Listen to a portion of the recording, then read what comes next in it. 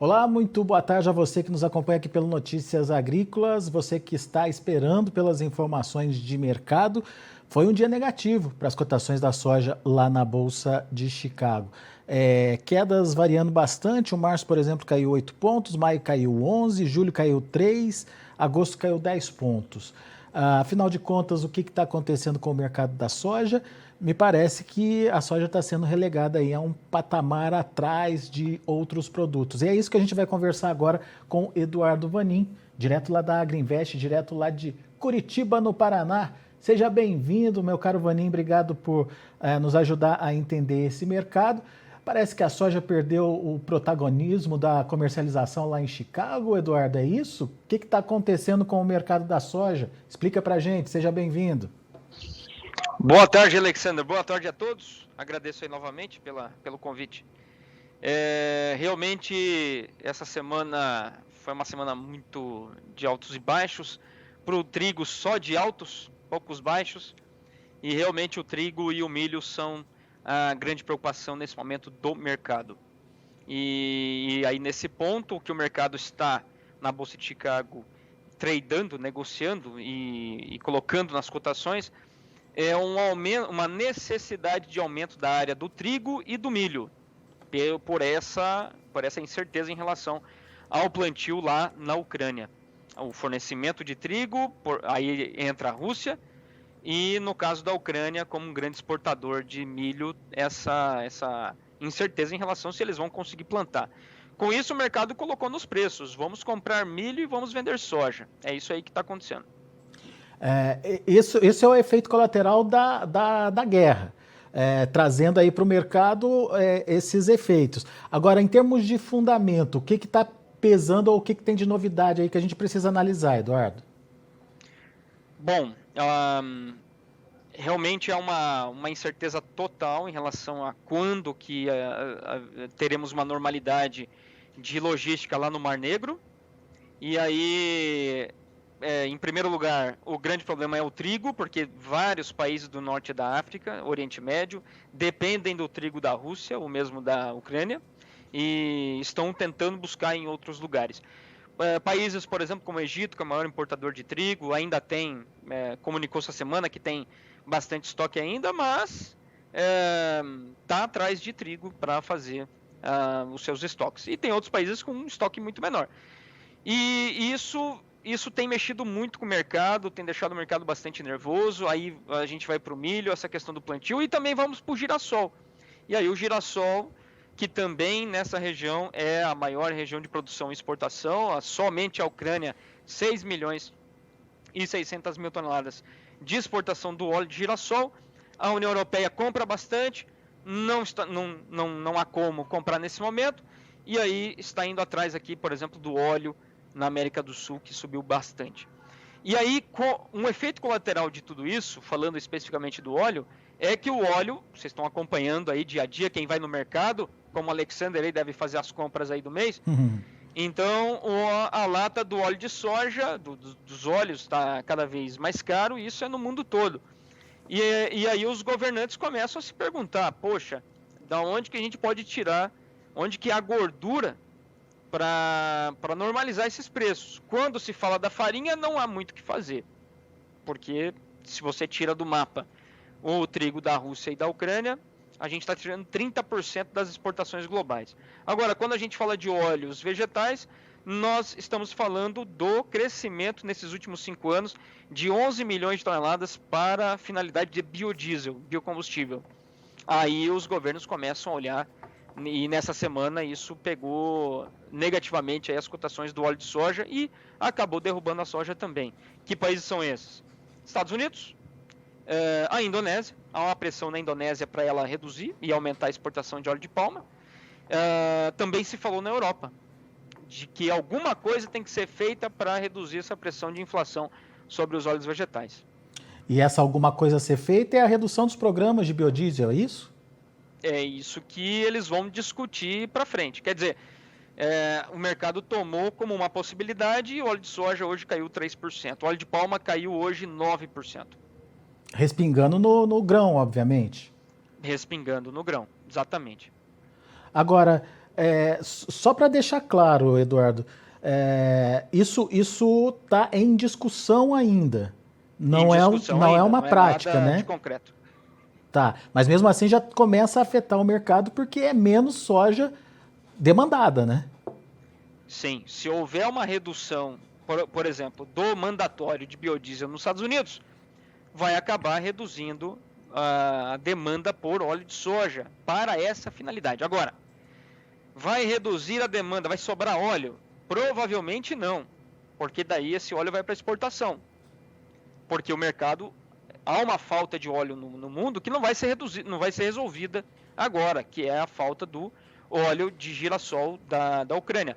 Mas antes disso, já vinha faltando, por causa do Laninha, não podemos esquecer, aqui o Brasil tem uma quebra a América do Sul tem uma quebra de safra de soja de pelo menos 30 milhões de toneladas.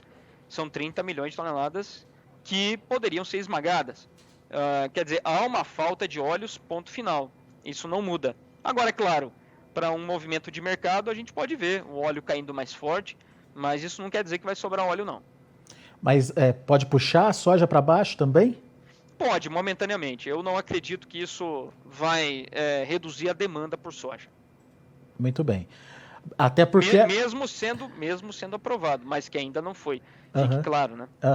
Até porque a oferta está curta, né? Muito curta.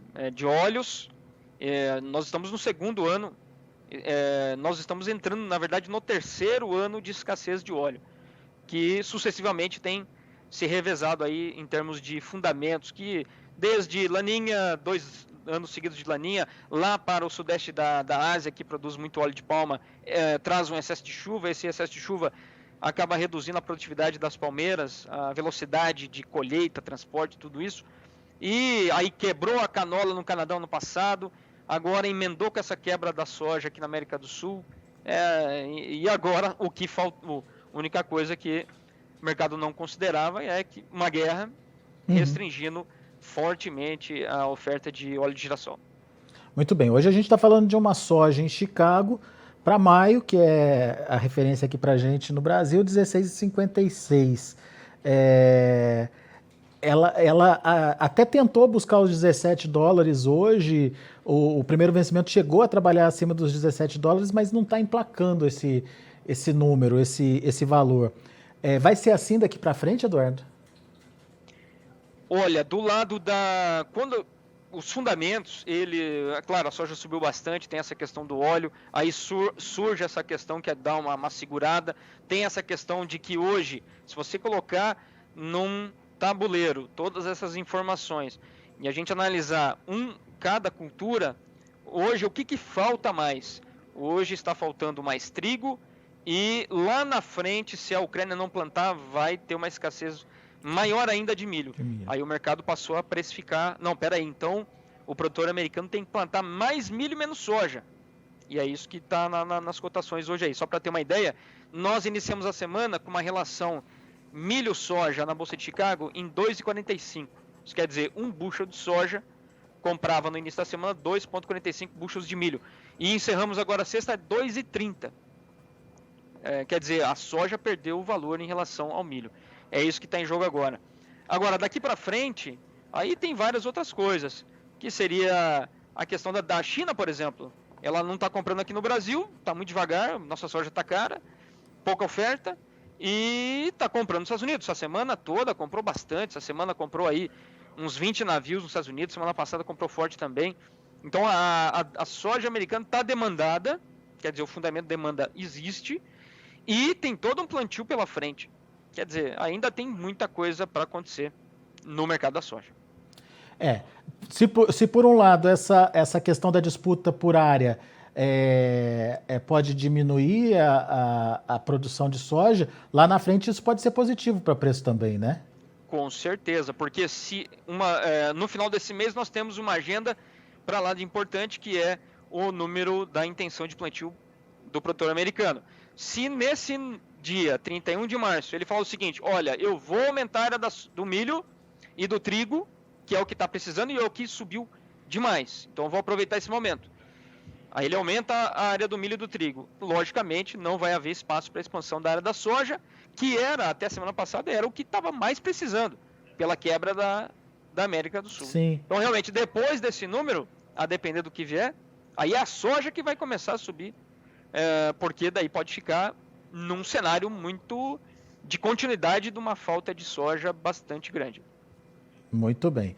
Então, é tudo um jogo de interesses aí, né? O que plantar, como plantar e como isso vai funcionar e como isso vai fazer os preços se mexerem aí daqui para frente. Então, precisamos estar muito ligado aí nesse tabuleiro aí de xadrez.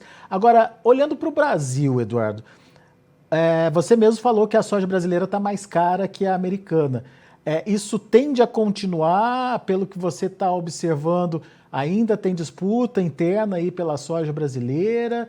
Como é que estão os prêmios? Enfim, o que dá para a gente dizer da soja brasileira hoje, no Brasil? Bom, primeiro o produtor não está ofertando. Esse já é um ponto muito importante para a definição do movimento dos prêmios. Segundo, realmente a soja brasileira ficou cara, a demanda está se voltando para os Estados Unidos. E daqui para frente, muito importante também que o produtor não só não está comercializando essa safra, mas a que vem também. Há um reajuste aí dos fertilizantes nessa semana, MAP e KCL subiram bem, quer dizer, tudo isso vem atrapalhando muito a vontade do produtor em vender soja. Bom, dito isso, para o Brasil, o que também é muito importante é essa questão da logística de escoamento. Aí nós temos um frete que ficou muito caro, quer dizer, isso impede que uma trading seja mais agressiva, e dentro do Brasil nós temos uma indústria que está pagando muito bem, continua pagando muito bem, porque com esse preço do óleo, que já está chegando a R$10.000 a tonelada, a margem da indústria continua muito boa, apesar da soja cara. E aí a indústria está se cobrindo. O que o produtor tem que ficar atento é o seguinte: lá perto dele deve ter uma indústria, e ele tem que tentar saber qual é a janela que essa indústria já está trabalhando. Pelo que a gente tem mapeado, mais ou menos aí, Mato Grosso, Goiás, Minas, Tocantins estão cobertos já fechando o mês de maio, já indo para junho, e aí tem que acompanhar essa janela de cobertura das indústrias, que é quem está pagando melhor hoje pela soja. A partir do momento que elas estiverem abastecidas, saem do mercado, liberam para exportação e daí é outro assunto. Talvez não tenha essa mesma dinâmica de prêmios, então, Eduardo. Exatamente. Aí se a gente fizer a precificação pela exportação, vai ser bem mais baixo do que o mercado interno está pagando. O produtor tem que estar bastante atento a isso aí. Hoje, como é que estão os prêmios? Prêmios da soja hoje, quase que sem ofertas, e compradores a níveis de 160 centavos por bushel acima de Chicago. Isso falando do abril e maio. Indo um pouco mais para frente, agosto, 200 acima do vencimento agosto. A gente está falando, então, de uma soja acima dos $18, praticamente. Exatamente. O flat price, que é a soma de Chicago mais prêmio, estamos falando de 18,30 pelo comprador, mas se a gente analisar pela oferta, já seria 18,50, algo assim. $18,50 o flat price dentro do navio. Ô Eduardo, isso não estimula o produtor a vender, não? Olha, deveria, mas não é o que está acontecendo, porque há uma confiança de que a possibilidade de mais altas ela é concreta. Até porque o plantio americano nem começou ainda. Esse é um fato. Também tem essa questão da área. Vai que o produtor americano reduz a área da soja ou mesmo mantém. Também temos esse fator. O produtor está acreditando que realmente a gente pode ter um bushel da soja ainda mais alto. Muito bem. Então, aguardemos as cenas dos próximos capítulos, é isso? É isso aí. Bastante emoção ainda durante o ano. Um ano que já prometia muitas emoções. Tem essa agora, desse conflito, que não é nada legal, mas que vem trazendo muita volatilidade. Falando de volatilidade, nós temos aí para o final de semana, não há uma data prevista, um horário, nem nada disso, que é essa terceira reunião entre a Ucrânia e a Rússia. Vamos ver o que sai daí. Não há mais detalhes nesse ponto, do que vão do que irá se discutir. O que falou-se apenas é de que seria uma possibilidade, como a Ucrânia não quer se render e a Rússia já disse que quer tomar toda a Ucrânia, parece que o que vai se discutir é uma saída dos civis, vamos dizer, um salvo-conduto para os civis, provavelmente lá para a fronteira, junto da Polônia, algo assim. Muito bem. Mas não muda o cenário, né? A guerra não muda o cenário. Parece que o conflito vai continuar. Bom, aguardemos. Eduardo Vanin, muito obrigado, viu, mais uma vez pela sua participação e volte sempre. Um abraço e bom final de semana a todos. E vamos torcer aí para uma solução para essa situação, não é mesmo? É isso aí, um desfecho pacífico aí para essa situação. Obrigado, maravilha. Eduardo. Abraço. Abraço, até mais. Tá aí Eduardo Vanin, Agrinvest, direto lá de Curitiba, aqui com a gente, analisando o mercado, trazendo vários pontos aqui para nossa discussão, várias novidades aí para serem colocados à mesa. Nesse primeiro momento, mercado, segundo Eduardo, tradando milho em detrimento da soja, porque o mercado acredita que precisa estimular aí a produção de milho por conta do conflito Rússia-Ucrânia. A oferta vai cair bastante, justamente porque são países importantes aí na exportação deste cereal. Então, o mercado dá peso, dá ganho aí de preço para o milho e acaba tirando um pouquinho aí do peso da soja. No entanto, a soja ainda tem as suas restrições, principalmente restrições de oferta. E essa falta de estímulo pode agravar isso, o que lá na frente traz um cenário ainda promissor para preços. Então, calma aí, vamos entender um pouquinho da dinâmica desse mercado e principalmente a partir das novidades que o Eduardo trouxe para a gente, quais são as possibilidades de precificação aí. A gente agradece muito a sua atenção, a sua audiência. Só antes de encerrar, deixa eu passar para vocês os preços, como estão finalizando as cotações lá na Bolsa de Chicago. Olha aí a soja para março, $16,76 por bushel, perdeu 4 pontos, chegou a trabalhar acima dos 17 de novo.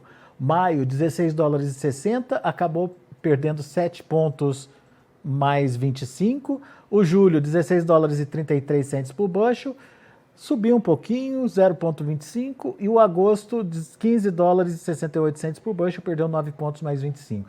Tá vendo que não existe uma coerência aí nas movimentações dos contratos, né? Alguns contratos subindo mais, outros menos, uns até positivo, como a gente está vendo aí. Vamos ver o milho. Milho sim, positivo. Março, $7,56 por bushel, 5,25. Maio, 7,54, 6,5 de alta. Olha aí o que o Eduardo estava falando. O estímulo à produção de milho passa pela alta nos preços. Julho, $7,21 por bushel, subindo 17 pontos mais 75. E o setembro, $6,61 por bushel, 29 pontos mais 75, quase 30 pontos de alta para o milho setembro lá em Chicago. Vamos ver o trigo. Trigo também totalmente fora da janela. Olha aí o março, $13,48 por bushel, 59 pontos de elevação. O maio, $12,09 por bushel, 75 pontos de alta.